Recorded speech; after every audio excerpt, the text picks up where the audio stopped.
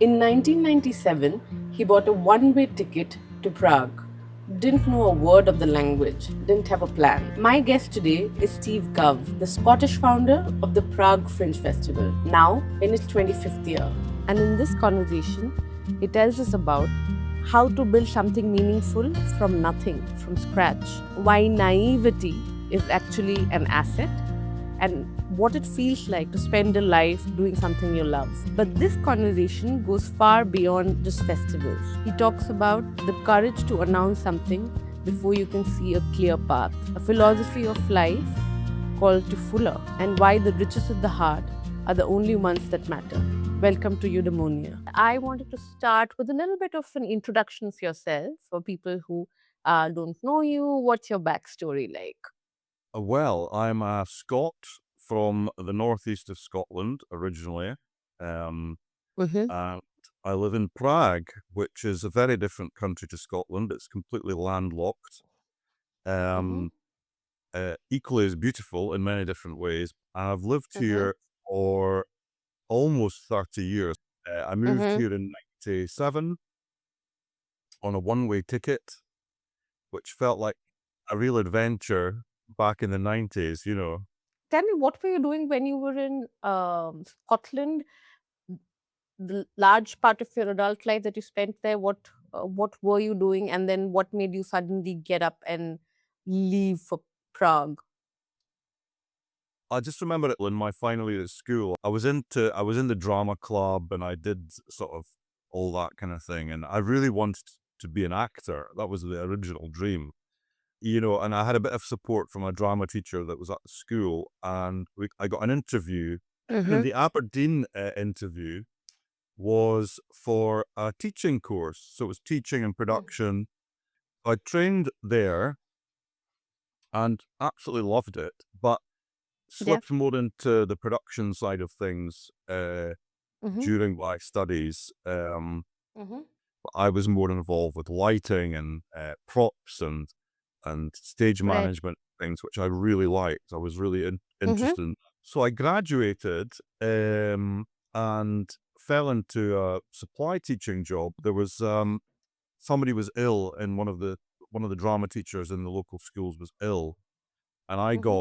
got that job, which was great fun, Mm-hmm. and I really enjoyed it, engaging with the kids, and they were from 5 years old all the way up to adults, well, young adults, 18, Oh wow. and I was only 22 at the time, so it was quite a weird thing for me. Then I fell into a permanent job, which was at another school, still in Aberdeen, and I don't know. I think by that point I was sort of wasn't beginning to be a bit frustrated with Aberdeen. Aberdeen's an interesting city. It was the oil capital of Britain for what still is, but not to the same extent. So, um, in the 70s and late 70s, early 80s, oil was discovered off the coast of Scotland, and the Mm-hmm. Americans arrived. This little fishing town Mm-hmm.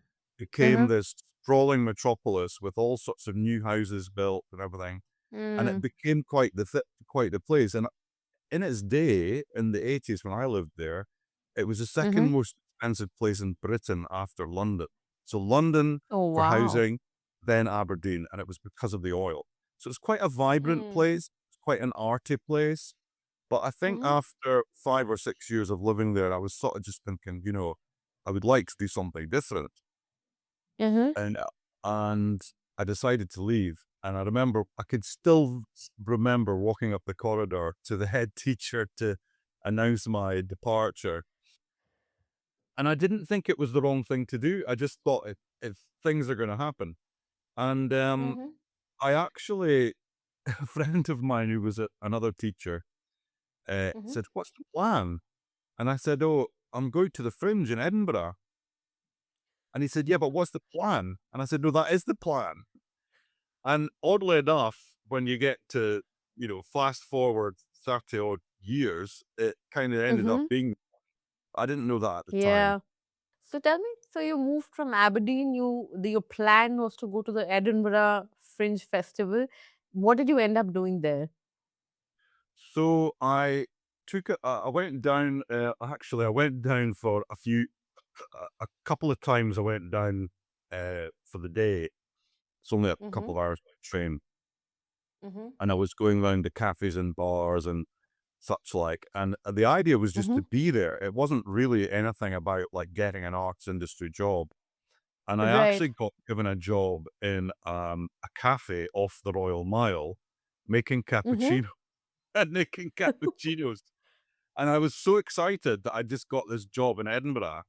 Anyway, around Mm-hmm. about that time, somebody had said, "Oh, there's you should get in touch with the assembly rooms on George Street." I've been working there Mm-hmm. for a year, and Mm-hmm. it's it's a great place to be. So I actually got in touch with them, and I was given a job as a manager of the front of house team.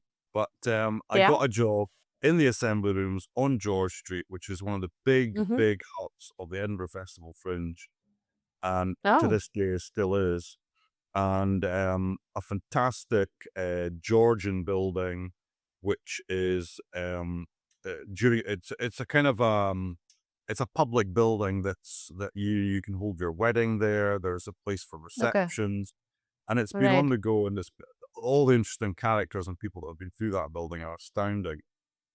Mm-hmm. But this chap had taken it over for the festival and had converted some of the spaces into theatres that were normally like, I don't know, the cloakroom or whatever, Right. and as well Right. as the actual spaces that were theatre spaces. Mm-hmm.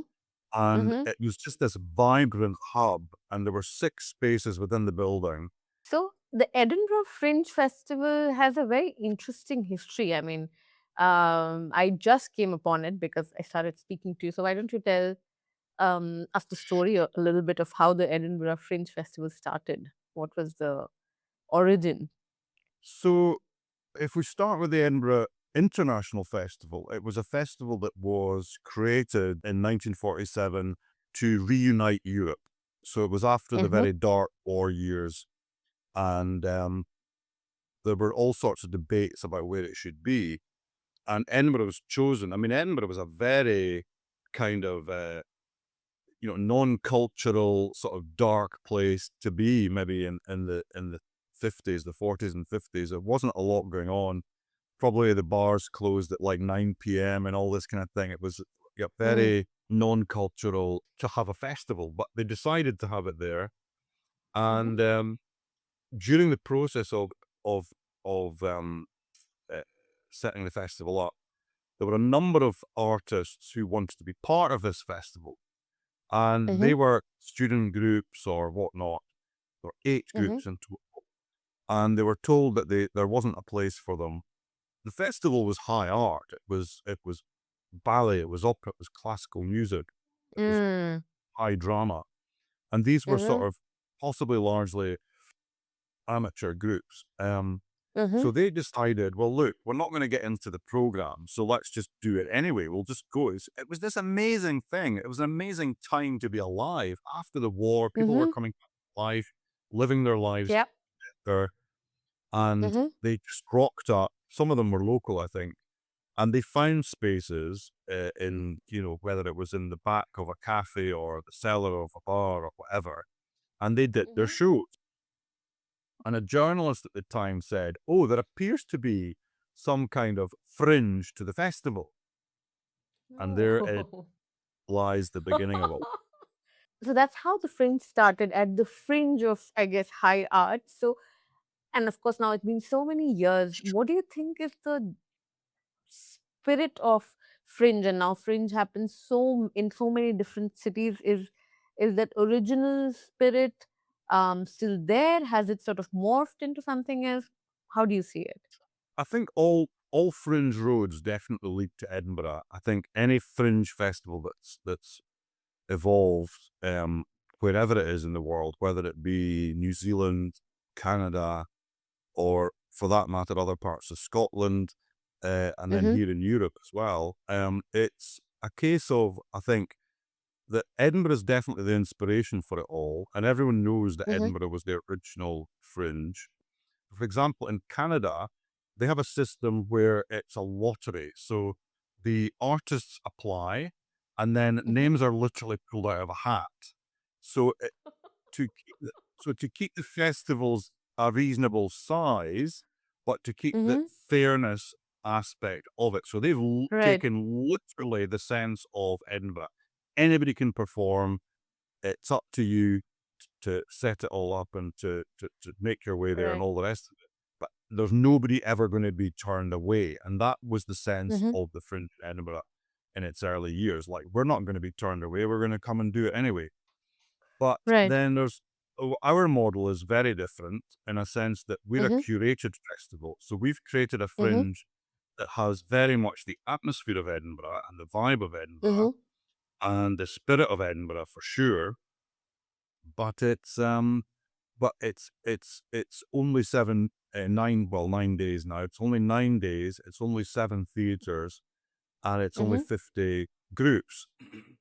Now, if we'd It doesn't sound like set up, only, Steve. It sounds like a I lot. know, it's a lot, but Yeah. it certainly it hasn't organically evolved in the way that Edinburgh did. We've curated it Mm-hmm. and kept it Mm-hmm. sort of a manageable size.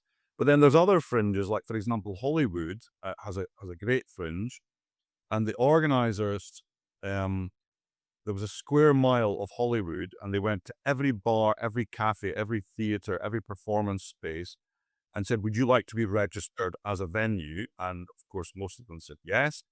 And then they put a call out to artists and said, "Hey, who wants to perform at the Hollywood Fringe?" And then they matched the artists with the venues, which is a Wow. whole model, and it's vast. It's a big, big festival. So going back a little in our trajectory of your life, I guess. So you were at some point involved with the Edinburgh Fringe.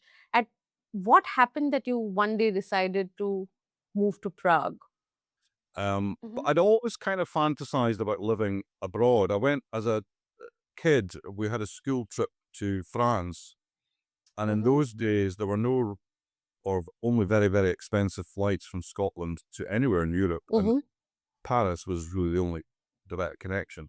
So we took the bus Mm-hmm. all the way down to London, and from London, not to London, to Dover, let's say, and then the ferry across, and then we went over to Belgium, and we were in France briefly, and that was an Mm-hmm. amazing trip. And I was surrounded by native French speaking people, having studied French at school, and I was like, oh, Right. this is amazing, And I just remember engaging with people for the sake of it, in the street, going, Right.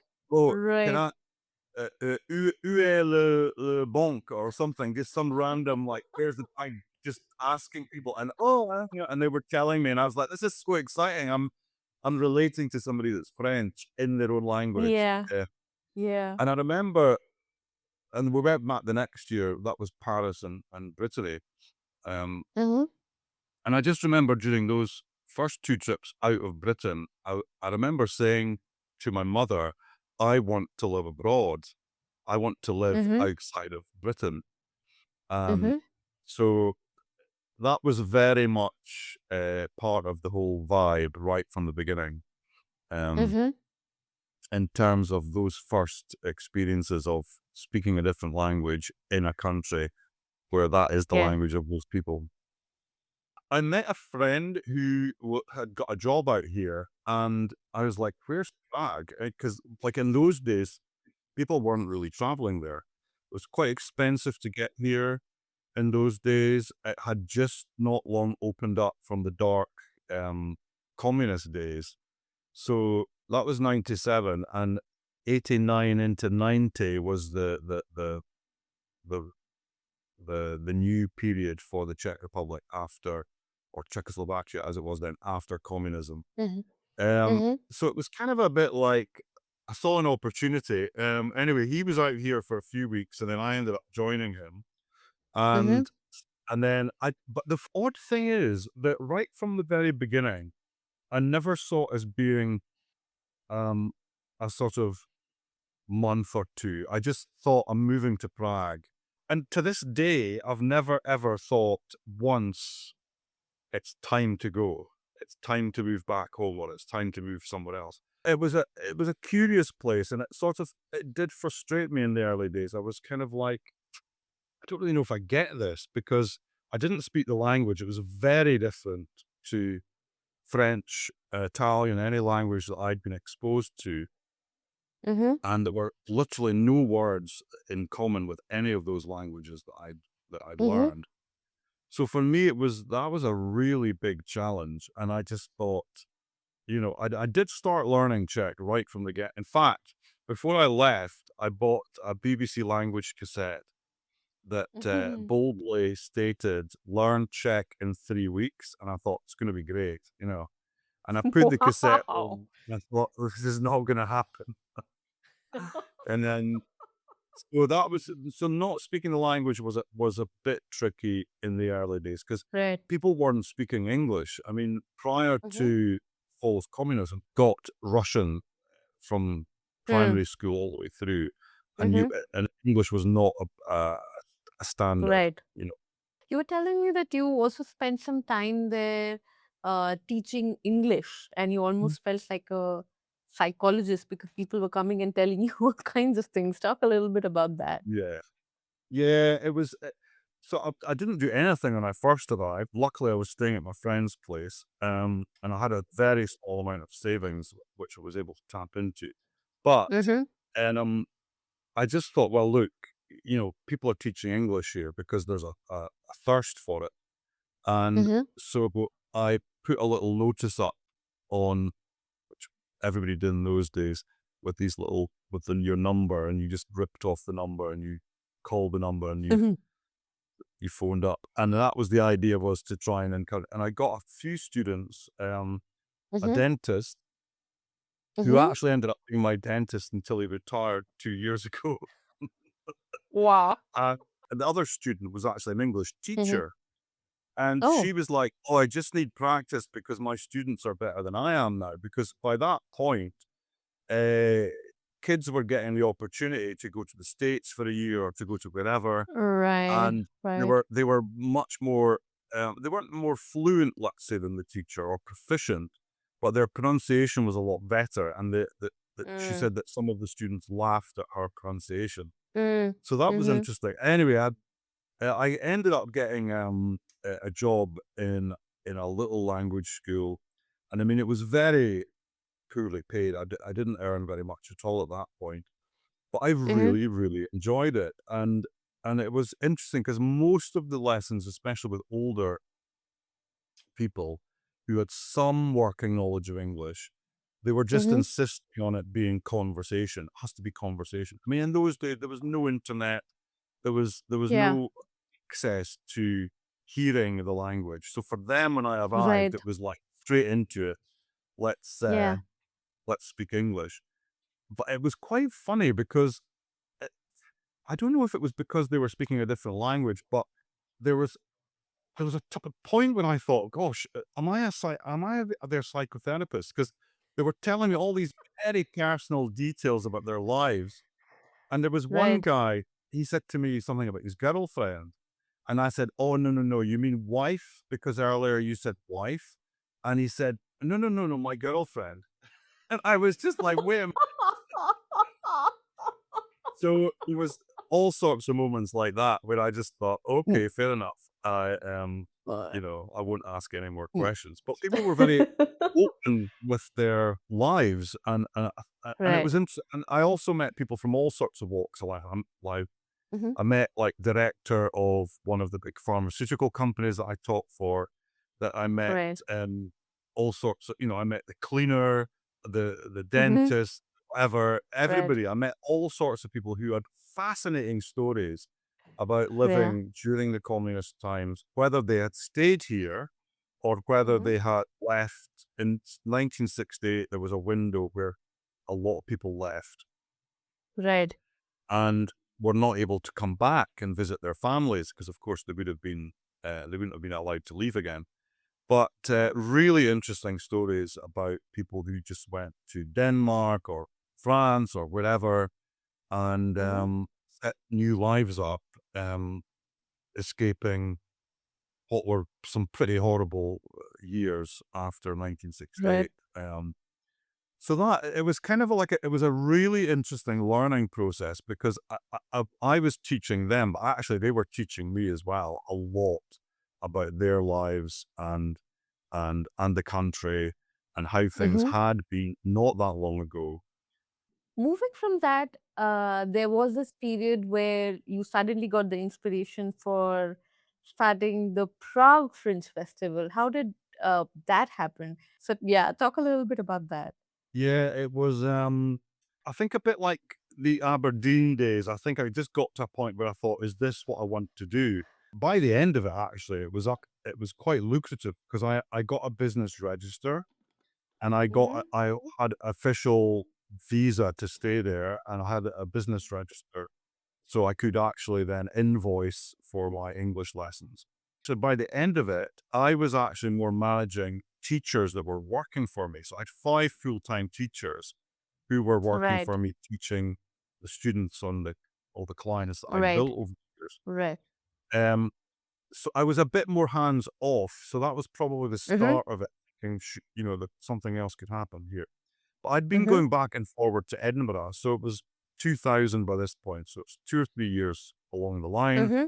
flying back Mm-hmm. to Edinburgh here and working at the assembly rooms still. Mm-hmm.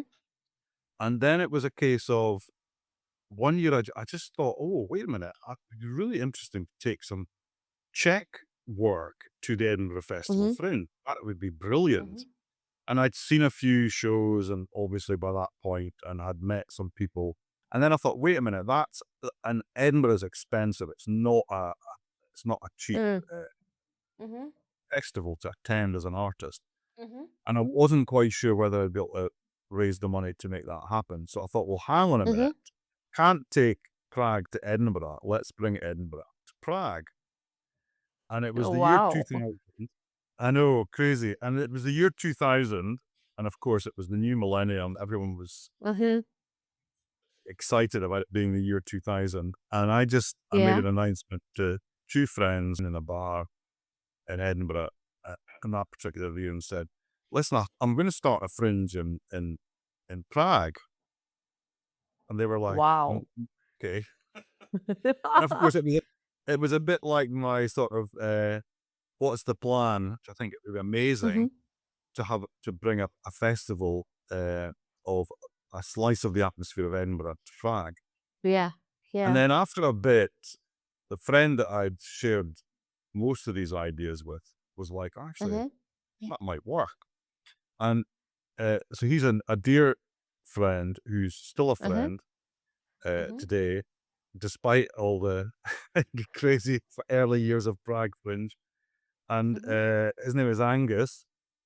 Mm-hmm. And he came to live in Prague with me to help me set it up. And that was how the idea started, really. And then, so the next year, we were back in Edinburgh in 2001, and we decided to have a press conference. So we spoke to like Radio Scotland and such like, and a few people turned up. We held it in the only Czech bar in Edinburgh, which was called Pivo Café. Now, Pivo is the word for beer in Czech. So we set it up there, and we made this announcement that there was going to be a fringe in Prague next year. We were taking the idea of Edinburgh, and then we were like, oh God, we have to do it now. We've told everyone that it's going to happen. But Wow. How bearing, did you say it? yeah, How did you say it out before you knew what you were going to do? well, we kind of, by that point, we had more of a formulated idea. And I had a girl that was Right. working with me on my little language school. She did a lot of the Mm-hmm. admin for me. And Mm-hmm. she was really into the idea. Her name was Jana. And so Mm-hmm. she sort of came on board as a sort of Czech spokesperson. So by Mm-hmm. the point that we did the press call, we had been around a lot of the theatres in Prague. Right. We'd had meetings with people. Mm-hmm. We kind of worked out, you know, which theatres might be quite good, which theatres might not be. I'd sort of identified a few shows in Edinburgh at the Fringe that would possibly work there, small scale shows, one person performances and the like. So we did have an idea by the time we Right. announced it in Edinburgh, but Right. regardless of that, it was like, oh my God, we have to do this now. Right.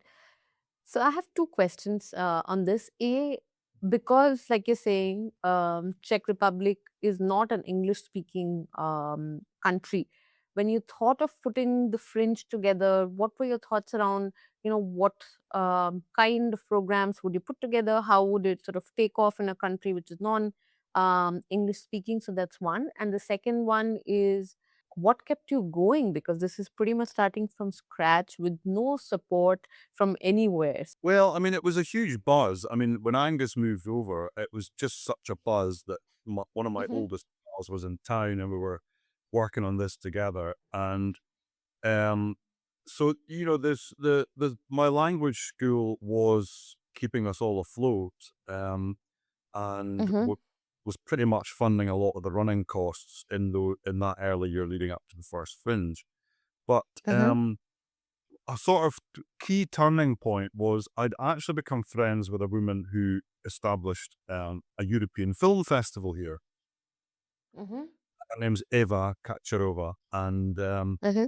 she was the founder and director of that festival. And I had invited myself to meet her, Mm-hmm. and I said, "Listen, I want to start a festival here."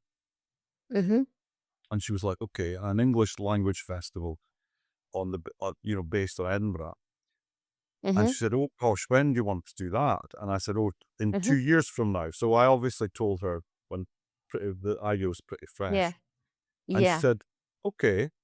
And she connected me with the woman, the cultural representative at the city of Prague, who then met me. And she was Mm-hmm. completely bowled over by the idea. She loved the idea of having international theatre in Prague. Mm-hmm. So then she pushed me up a level, and I got to meet the head of culture at the time. And Uh-huh. so we were heading along the line that we were probably going to get city council funding of some description, but we didn't really know Mm-hmm. what that Mm-hmm. was going to be. So we we sort of also reached out. There was quite a lot of Scots in town, and we did that whole Scottish Mafia thing where we just Mm-hmm. called everybody Scottish that was working in business. And the British ambassador at the time was Scottish, Right. Anne Pringle. So we wrote to her and said, we're two Scots and we'd like to set up. And she absolutely loved it. So she had a lot of memories of going to the Fringe when she lived in Scotland Mm-hmm. before she started traveling the world. And she was like, "Yeah, I'll be your patron." And that was amazing, to have the British Wow. ambassador as your patron Yeah. before she Yeah. even knew what it was going to be like was just Yeah. astounding. Um, Yeah. the general manager of a hotel, the closest hotel to us, which was a vast tower block of a building, he was half Mm-hmm. Scottish and half Norwegian. So we tagged into him and he said, "Yeah, we'll give you rooms. We'll give you rooms at no cost, no problem." Oh, And the other wow. Scot that we connected with was the director of Volvo at the time. And he said, "Yeah, we'll sponsor you." And he gave us 100,000 Czech crowns, which was about £2,000 at the time, so 2 lakh Mm-hmm. um, Mm-hmm. Indian rupees, Mm-hmm. which was a vast amount of money. So we had a bit of a pot, and we had resources, and we had the Right. accommodation. And then I don't know how we managed to do this, but we got contact with an airline called Go, which was Mm-hmm. one of the first budget airlines. So it was British Airways' sister company, and they Mm-hmm. gave us, and wait for this, 30 free flights from London. It was just like astounding. I Wow. can't begin to imagine how we managed to do that. So we had free flights, free accommodation, we had a 2 lakh in budget. Mm-hmm. Mm-hmm. And so we were along the way, and this was sort of probably about the middle of the year. So we weren't faring too badly. What really changed things was when the city council agreed to fund us, and that was Mm-hmm. 500,000 Czech crowns, Mm-hmm. which was about £10,000 at the time. So 10 lakh Wow. rupees. And that's 30 years ago. So like imagine what that money is worth today. Yeah. Yeah. And so at that point, we were able then to lock in 3 other theatre companies, a bit more marketing, a Mm-hmm. bit. So it was we were okay, it was an absolute leap of faith, but through just, Yeah. you know, um, just we had no fear of asking people. We just Yeah. were connecting. We joined the British Chamber of Commerce. We went to Yeah. mixer events and we chatted to everybody. This is what we're doing, and it just came together really. So I think it was because it was so unique and there hadn't really been anything like that before. I think it caught people's imagination. The point of it Right. being not in Czech or Mm-hmm. being in English, let's say, it Mm-hmm. was kind of like the country was leaning towards English speaking very much from the minute Mm-hmm. communism fell. So from Mm-hmm. 1990, the syllabus changed from Russian to English overnight. Right. Right. And everyone was looking west. We were Mm. getting there was a real thirst for people to learn English. Back in the Right. day, I would be friends with people who were just excited to have somebody who spoke English as a friend, and so Yeah. it was bringing an English language event to the festival seemed to kind of make sense in the context of all that. Right. Also, I think even at that time, a lot of Czechs were speaking pretty good English. Mm-hmm. And I thought, well, look, it's only going to get better. And of course, today, Mm-hmm. my neighbor downstairs, who's like 3, she barely speaks Czech. When Mm. she sees me, she says hello. They have a sense Mm-hmm. of other languages and they have a sense of Right. speaking other languages. And so Right. young kids in their teens and 20s and early 30s, they're all fixed onto the internet. They're watching Yeah. series and they're coming out with, Scottish slang words and, you know, London Yeah. accents, making fun of London Right. It's like a whole different ballgame. Yeah. In Yeah. those days, I thought I sort of in a way imagined it would only that they would only improve in their English language skills, Yeah. and that doing something like this would be a really interesting thing. And now about a third of our audiences are actually Czech who come to our festival. And there's Wow. no subtitles, there's nothing. They just Mm. come and they embrace the whole thing. How has the fringe in Prague evolved over these 25 years? Yeah, it's And what have interesting. you kept similar? In terms of the size, in about the 5th or 6th years, we got to a point where we thought that the size was pretty good because Mm-hmm. the artists weren't getting lost in this massive other event. Mm-hmm. And that we were able to have time for the artists, which is really important because they're investing a lot of Yeah. their money into coming to make it happen. Yeah. And also it's more manageable for the audiences because when there's always a sense, I mean, I love Edinburgh to bits and I still love going there Uh-huh. every year, but there's always a Uh-huh. sense that you've missed 50 shows that you really need to see. And Yeah. I didn't, and you leave a bit, you've had a great time and Yeah. I saw 30 shows this year. This was my 30th year in Edinburgh. Wow. And I saw 30 shows. I didn't mean to do it like that, but I did. Over a period of 5 days, I might add. A very dear friend of mine who is sadly no longer with us, Jim Haynes, he Mm.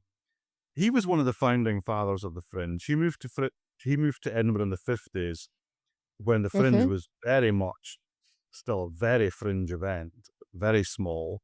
Jim came to Prague and he'd been to Edinburgh 60 times at this point.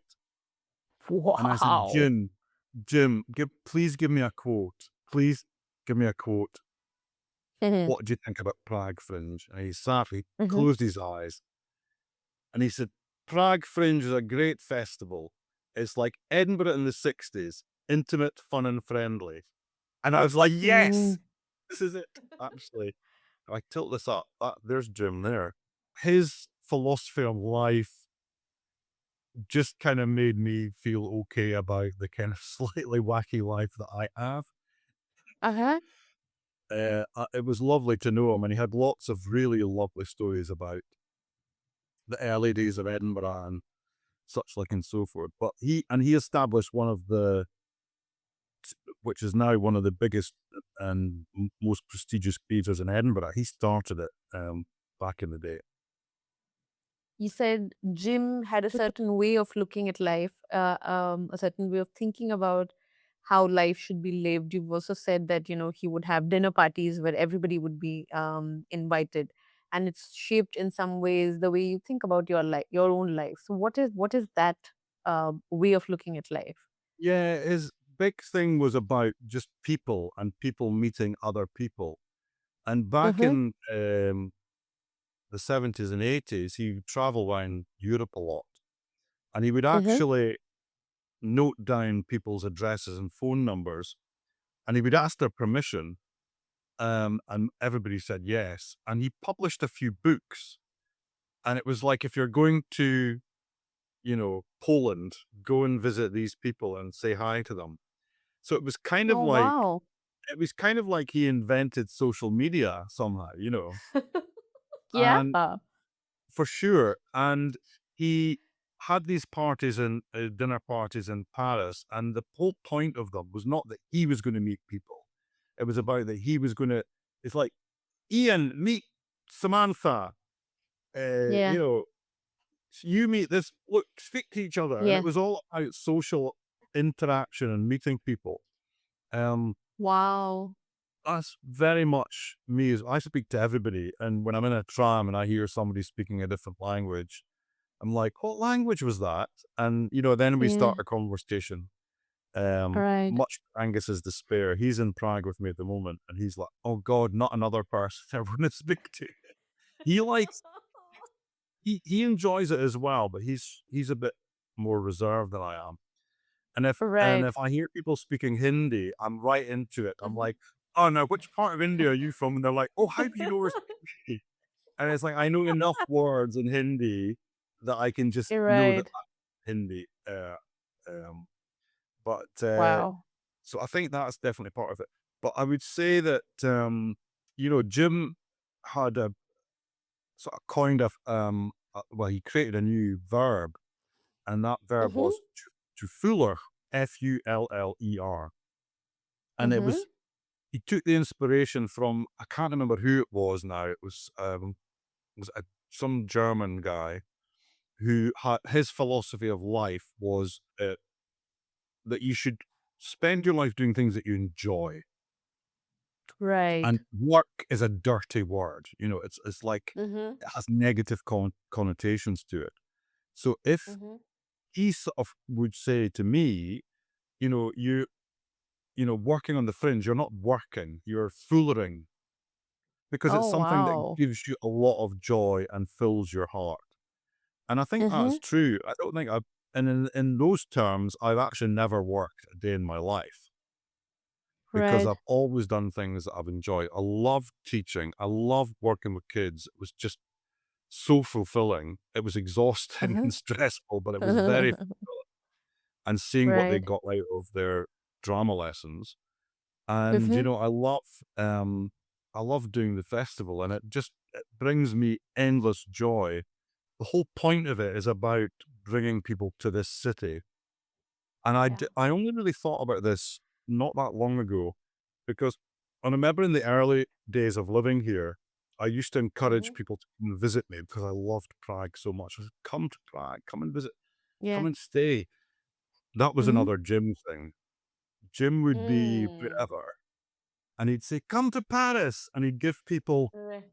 a bit of paper that had all the details of his dinner parties on. And it was a bit like that for Oh. me back then. I was like, "Yeah, come to Prague. It's just the most amazing." And people fell in love with Prague when they came here.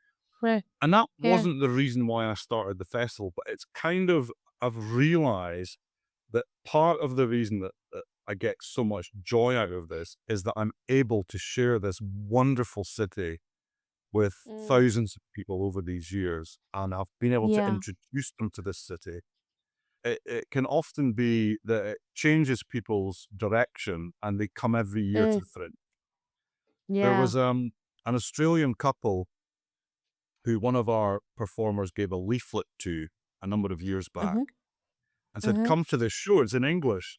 And they said, "Oh my God, Yeah. that looks amazing." Well, they saw 4 shows that day Mhm. based on they met up with me. They said, "Oh yeah, well, we hear that you're the director, and somebody gave us a leaflet, and we've seen 4 shows Yeah. today. We're leaving tomorrow. Yeah. It's so sad." And then when they got back to Australia, they wrote me a message saying it was the most amazing experience to have Mm-hmm. found the festival and to find this community. And, Right. because you're going to see shows and you're meeting people that you saw at the last show and you're meeting the artists that you saw in the last show and Yeah. whatever else. Yeah. Whole 2 years later, I found their Mm-hmm. email in my inbox. I thought I hadn't replied. So I wrote back and said, I didn't reply, and it was just so nice to meet you. And he wrote right back and he said, "You'll never guess where we are. We're in Frankfurt and we're coming to Prague for your festival and we're staying for the whole week." Oh, And wow. they've been every single year since then. And that's about, well, apart from the COVID years, but Mm-hmm. they've been about 10 times now. And they say to me every year, "You changed our life. The fact that this festival existed has meant that we've come back." And they're not like theatre buffs. They're not like, they don't go to see tens of shows a year in their hometown. They find this Right. festival and they find this community, and they now Yeah. meet people that they've met 10 times because they've been coming so often. Yeah. That is a Yeah. beautiful thing. And people say to me, "Why do you do this when you never make money? And, you don't make enough money to do this, that, and the next thing. And you haven't, whatever." And I'll say, it's the riches of the heart that I gain from doing this are so Yeah. vast that Yeah. you could not buy that for any Yeah. amount of, not a, Yeah. nothing. You can buy a fraction of it for that amount of money. And that's, Yeah. for me, the point of it. That it brings so much joy to me to see the amount of joy it brings to other people. And Yeah. that's a beautiful thing. This is the 25th year of the Prague Fringe Festival. And what is your hope for this year? How has it evolved? What do you hope will happen this time around? People keep saying to me, "What are you doing for the 25th year?" I said, I've just put together a whole nother festival. What more do you want? The last few years, I've been adding themed sections to the Mm-hmm. festival. So Mm-hmm. there's a Taiwanese week with Mm-hmm. 3 groups from Taiwan. We've got a festival of India with 9 different Indian acts. Wow. So this year, I decided, well, look, there should be a Scottish theme. So I sort of particularly reached out to Scottish artists, given the roots of Edinburgh. So when you look at our website and you see our mascot, the There. Fringen, it's a pigeon, Yeah. but we call him Fringen, with his tartan bonnet. That's the point of that. Ah. There's a Scottish theme to it this year.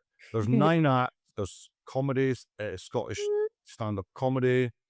There's a clown show from the Golly School in Paris, but they do a Uh-huh. fantastic clown show which shows all the stereotypes of Scotland, and it's absolutely hilarious. That's going to be one of our key shows.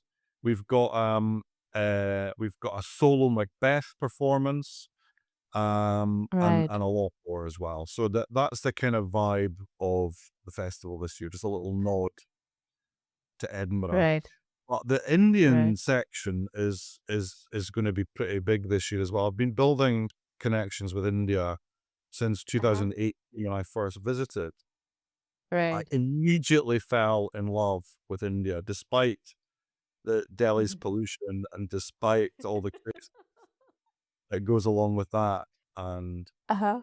when I got back, I bought 3 URLs. I bought delhifringe.com, mumbaifringe.com, and jaipurfringe.com. And that was, again, it was like, Wow. what's the plan? Oh, well, I've got the URL. It's all going to be fine. And you've And got the Mumbai Fringe now. now we've got the Mumbai. So originally it was going to be Delhi, and I had a lot of contacts with Delhi, and we were going to set something up there. But then the pandemic came, and a lot of Right. my contacts moved on.